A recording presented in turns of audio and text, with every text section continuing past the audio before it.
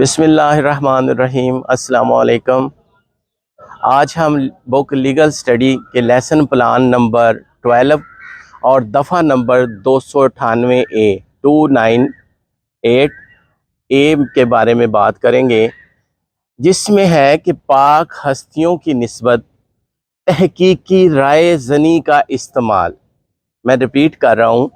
کہ پاک ہستیوں کی نسبت تحقیقی رائے زنی کا استعمال کرنا۔ اس کی تفصیل اس طرح سے ہے، جو کوئی شخص ایسی باتوں کے ذریعے سے جو الفاظ سے ادا کی جائیں یا لکھی جائیں یا نظر آنے والی علامات کے ذریعے سے یا کسی اتہام، توہین یا اشارہ کنایہ کے ذریعے سے بلا واسطہ یا بالواسطہ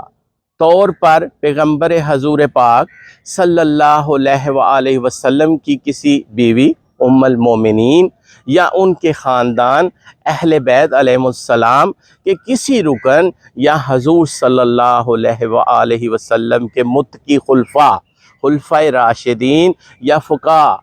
صحابہ میں سے کسی کے مقدس نام کی بے ادبی کرے، اسے دونوں قسموں میں سے کسی قسم کی ایسی سزا قید دی جائے گی جس کی میعاد 3 سال تک ہو سکتی ہے، یا سزائے جرمانہ دی جائے گی، یا ہر 2 سزائیں دی جائیں گی۔